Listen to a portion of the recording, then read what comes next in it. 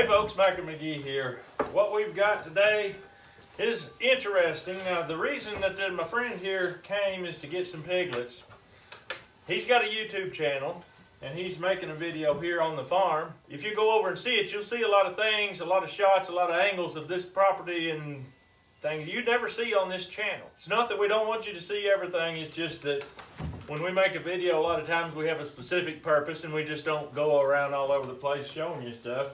But this is Jared Brubaker, that's the name of his channel, and he also makes scrapple. I know you folks think I'm the only person in the world that makes scrapple. I'm not. I'm not abnormal. And so Jared is going to try some of my scrapple. I'm going to try some of his scrapple. And the boys are with me here. We're all going to just try this scrapple and see how it is. And then when we get done here, we'll go out and get him a couple pigs to take to his homestead. He's going to raise some mangalitas and turn them into scrapple later on. Yeah, so. they will be scrapple. So that is mangalita scrapple there. Right. This here, I'm assuming, is the scrapple from the hogs that you had on your video. Yeah. Here, boys, try this out. It's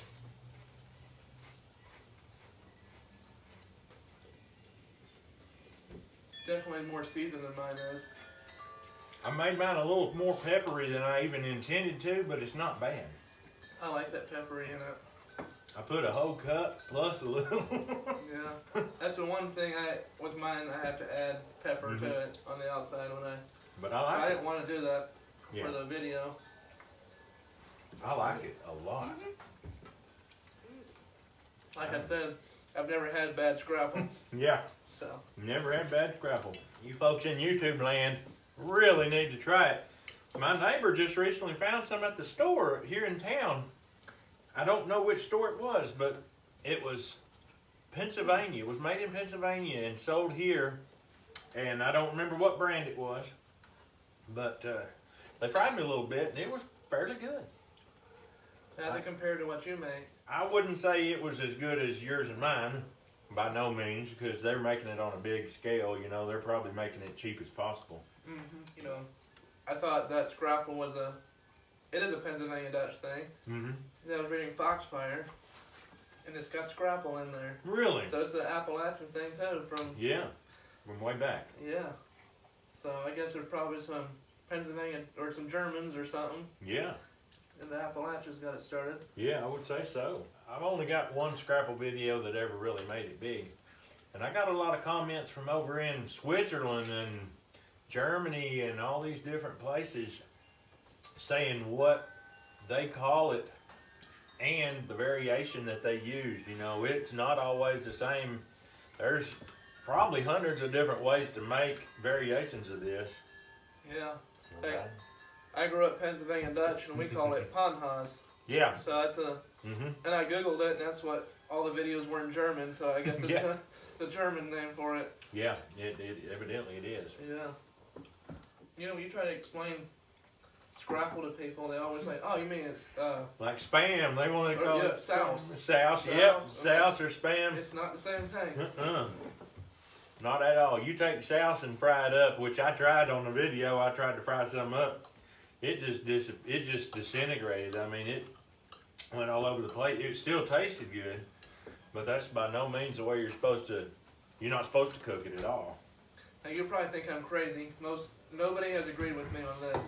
I always say I'd rather have scrapple than a good steak. Would you? I love scrapple and eggs. I yeah, mean, it is good. It is good, and I could see that. My wife doesn't understand it at all. She actually doesn't care for it. Really? Yeah, our little boy likes it though. Yeah. So he called it sausage. Yeah, it is one good meal, and it's a way to stretch a hog out almost double the amount of stuff you get out of it. Oh, It's amazing. A tremendous amount of food out of scrapple. Yeah. Well, we're going to get out here to the pig pen and get some pigs caught up, and we'll see you there.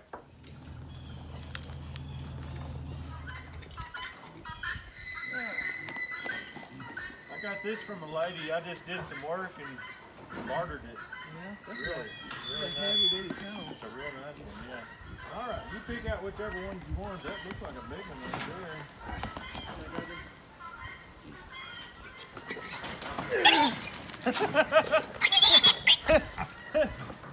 Open that can.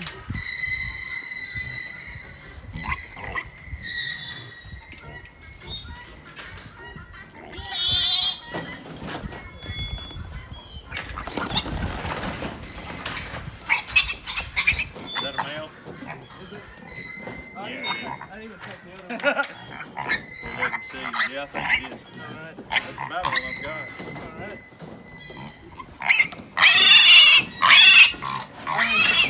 But, just making sure. Uh-huh. Have you ever AI'd hogs? I've heard it's easy. Huh. Yeah, I've I never. hate breeding once, and then so I don't have to feed a boar, I might try to AI. Uh-huh. When they get about 2 years old, or year and a half or 2 years old, they start getting a little territorial. Okay. But these guys, I've never had them really, really mean, but they in posture and act aggressive. But Yeah. I can't get them to eat any kind of meat, really, especially raw meat.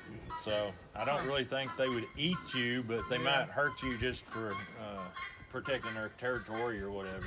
Yeah. But nothing that a steel pole can't fix. Yeah.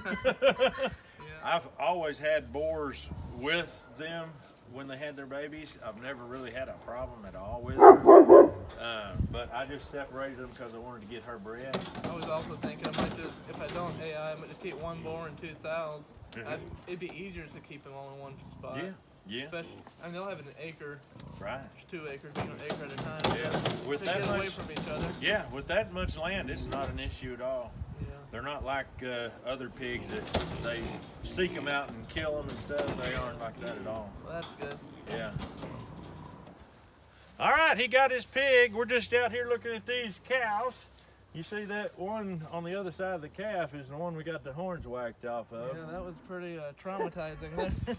He needed it. Boy, he was a booger. Yeah, he don't look so mean now. He's acting like he's finally seen the light. Yeah. He's just another cow now. But anyway, we've really enjoyed having Jared here, getting these pigs and talking. We catching up on old times and also talking about YouTube, which YouTubers love to do that, trying to figure out this thing, but I don't know if we'll ever figure it out completely. Views is like a dollar bill. We just want one more. But anyway, I want to leave the link to his channel in the head of the comments. I'm going to pin it where you can easily find it, and I'll put it in the descriptions if that's what you'd rather do. But go check him out. He's one of the few homesteaders that actually is homesteading, really doing it right. And the reason I got started doing homesteading is because I was watching some guys pretend to be homesteaders, and you could tell they didn't have a clue. So this guy, he's got it, and he does quite a bit of stuff that I don't do, so you won't be bored of me when you're watching him. So I guess that's all we've got today. We hope you have a great day. Thank you, Micah. You're welcome.